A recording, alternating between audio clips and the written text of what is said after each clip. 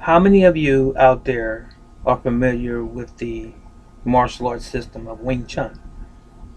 Most of you know that that was something that the late great Bruce Lee made popular as being taught by his uh, main martial arts instructor from China, Yip Man. Now, I do know that he did study some Tai Chi under his father prior to Yip Man, but Yip Man became his principal martial arts instructor in China in the beginning. So, Bruce Lee made Wing Chun popular.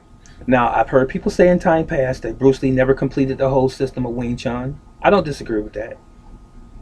But even not, how should I say, finishing the whole system of Wing Chun, he didn't want to. He got just enough from Wing Chun to benefit him. Now, we must remember what Bruce Lee's purpose was. It was to find what worked for him. I'm very, very similar to that ideology, finding what works for me, and you should as well. So, now, is Wing Chun a dominant fighting system that is the best fighting system out there? No, it is not. I studied Wing Chun. I didn't complete Wing Chun. I'm telling you that while I'm sitting here. I am not a Wing Chun master per se. I don't have 30, 40 years in Wing Chun. Okay? But I have studied Wing Chun. And it is part of my system of Shenando. So, what I'm getting at is this. For all of you that are Wing Chun practitioners, and I have a lot of friends out there that study Wing Chun, and I've had friends who have also commented on my Wing Chun techniques, and they've given me great accolades about my system and how I have incorporated Wing Chun into my system. So it is one of the core aspects of my system. But getting back to the premise of this video, is Wing Chun alone good enough for the world in which we live as far as fighting is concerned? Uh, I saw a gentleman giving a demonstration of Wing Chun, and he was talking about this similar subject. Do you need anything else other than Wing Chun? And I say yes. The reason I say that is this. When we who are studying, or those that are studying Wing Chun only, they generally practice with other Wing Chun practitioners, people who know the same system and who know what to expect from that system. My take is this: you should cross train with other systems that are not your system to give you a better perspective of fighting and how well your system functions under the stress of another type of system, especially when other systems are going to be sort of unorthodox to what you are doing. It's easy to do Wing Chun against another Wing Chun practitioner, or practice Wing Chun against another Wing Chun practitioner.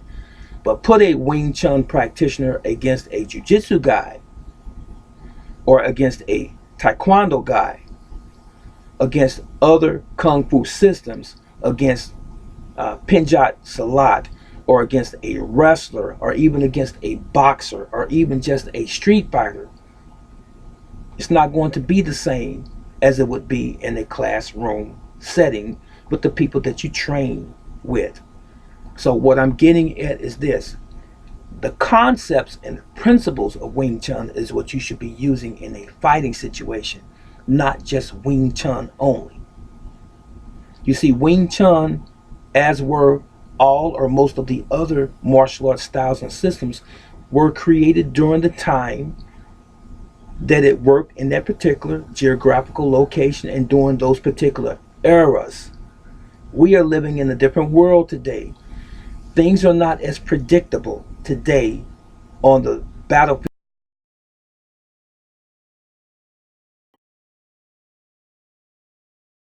So, when you are training Wing Chun, train against a boxer. Test your system out and then begin to remove things that don't work for you, okay? And add things that do work, such as a boxer's jab, a hook, an uppercut. You follow? And add some kicks. Wing Chun has kicks. Add some diversity of kicks. Maybe a reverse stop kick. Add some elbows, even though Wing Chun has elbows. Add some Muay Thai elbows. Add some Judo and Jiu-Jitsu strangulation techniques, if you will. You follow? Add some joint locks that are not found in Wing Chun necessarily, such as Nikio from Aikido or some other systems. You follow? So what I'm saying is, you don't have to dismiss your art completely. And I'm not encouraging anyone to do that, but you have to enhance your art and not just simply say, this is all that we're going to do.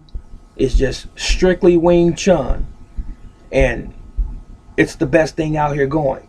And it's not. It's no different than saying that Taekwondo is the best thing that's going, and it's not. It's like saying Goju-Ryu Karate or Shotokan Karate is the best thing that's going, and it's not. We need to all stop being so biased about our own respective systems and thinking that our crap don't stink and that we have the superior this and the superior that. There's no better jiu-jitsu over another jiu-jitsu. Every aspect of fighting should be always taken into consideration because everybody's different. You follow? Everyone has a strong point. Everyone has a weak point. I'm not saying the systems or styles per se, but the individuals that are practicing those systems and or styles. We're all different. You have tall people, short people, faster people, slower people, people who have heavy weight, people who have short arms, short legs, long legs, and so forth. The system has to cater to the individual. The individual is supposed to fit the system. Not always the system is going to fit the individual. So we have to learn these dynamics. Okay? So Wing Chun is cool. I love it for the four corner theory, the directness, the lead, the economy of motion, okay, the sensitivity in the joints, the trapping. I also love a karate punch sometimes. I also love a knee sometimes. I also love throwing Ippon Seoinage, a shoulder throw, or Osotogari, and major outside reap, and finishing with a punch or a stomp. These are not necessarily Wing Chun techniques per se, but they all complement one another. It's yin and yang. There is no duel. There is no controversy. Everything should complement. You follow? That was all I had to say. So, before I leave again, is Wing Chun going to be superior in a street fight? Let's conclude it here. Not necessarily. Especially if you don't understand the mindset of a street fighter and you don't place yourself in those scenarios inside your own training facility so that you are prepared indeed for that situation outside, because the dojo training doesn't necessarily translate that well to the street if you don't practice for the street. It's really that simple. This is Brother Teacher. So long.